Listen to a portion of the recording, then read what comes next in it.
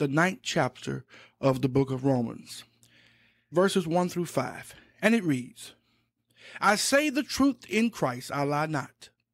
My conscience also bearing me witness in the Holy Ghost, that I have great heaviness and continual sorrow in my heart.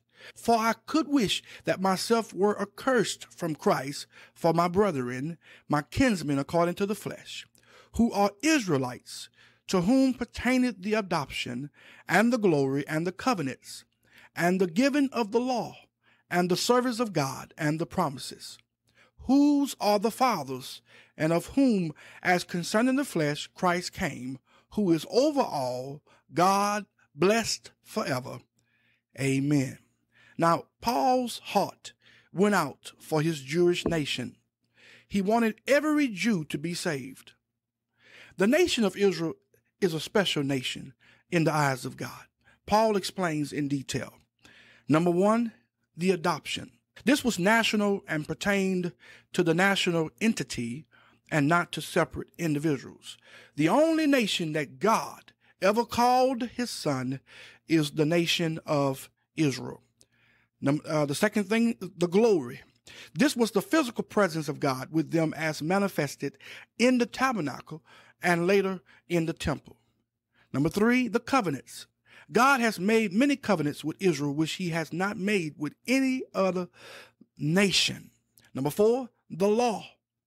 The Mosaic law was given to the nation Israel. Number five, the service of God. This had to do with the worship of the tabernacle and the temple. They were to be a kingdom of priests. And this is clearly shown in Exodus chapter 19 and verse 6. Number six, the promises. The Old Testament has a long list of promises made to Israel. And number seven, the fathers. This refers primarily to Abraham, Isaac, and Jacob. Paul wanted all of the Jews to be saved. All right, let's look at verses 6 through 16. Not as though the word of God had taken none effect, for they are not all Israel which are of Israel. Neither because they are the seed of Abraham are they all children, but in Isaac shall thy seed be called. That is, they which are the children of the flesh, these are not the children of God, but the children of the promise are counted for the seed. For this is the word of promise. At this time will I come, and Sarah shall have a son. And not only this, but when Rebekah also had conceived by one, even by our father Isaac. For the children being not yet born, neither have done any good or evil, that the purpose of God according to election might stand, not of works, but of him that calleth. It was said unto her, the elder shall serve the younger. As it is written, Jacob have I loved, but Esau have I hated. What shall we say then? Is there unrighteousness with God?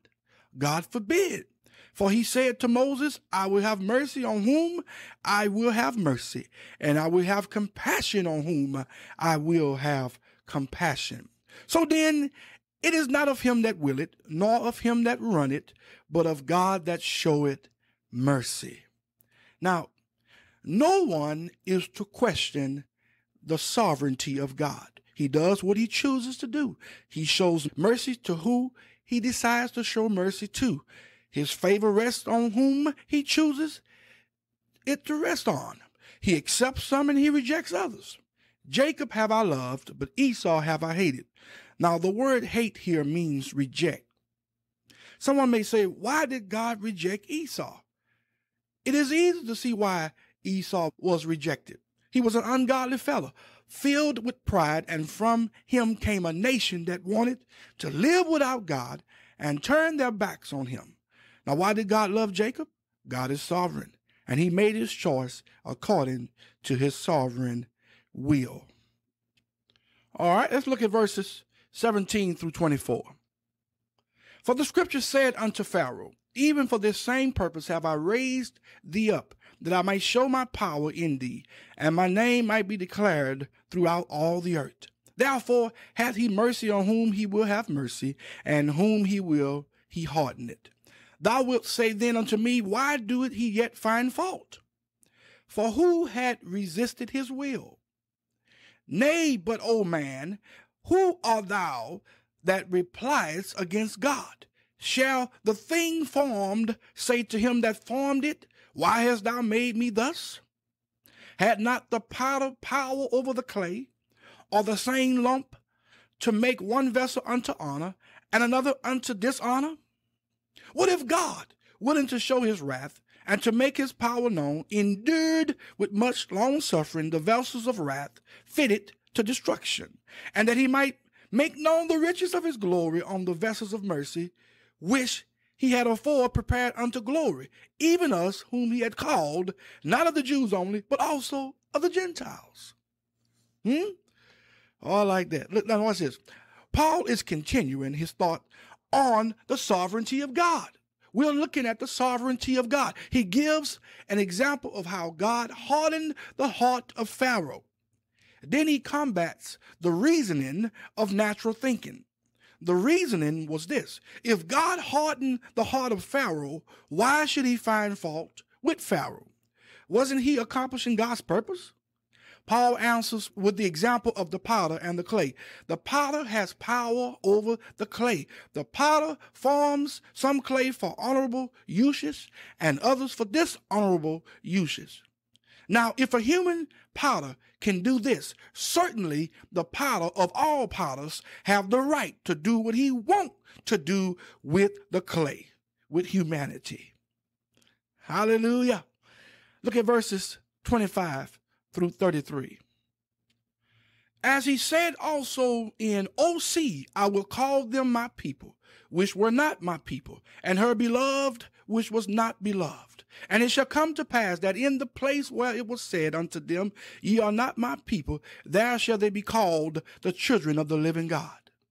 Isaiah also cried concerning Israel, though the number of the children of Israel be as the sand of the sea, a remnant shall be saved. For he will finish the work and cut it short in righteousness, because a short work will the Lord make upon the earth. And as Isaiah said before, except the Lord of Sabbath had left us a seed, we had been as Solomon, and been made like unto Gomorrah. What shall we say then? That the Gentiles which followed not after righteousness have attained to righteousness, even the righteousness which is of faith? But Israel which followed after the law of righteousness had not attained to the law of righteousness. Wherefore? Because they sought it not by faith, but as it were by the works of the law, for they stumbled at that stumbling stone. As it is written, behold, I lay in Zion a stumbling stone and rock of offense, and whosoever believeth on him shall not be ashamed. Now, we see here that in Christ there is no favorite race of people. He's no respecter of person. God chose the Jews, and he chose the Gentiles also. Only a remnant of both the Jews and Gentiles will be saved. God is just in all of his decisions, the ones we understand and the ones we don't.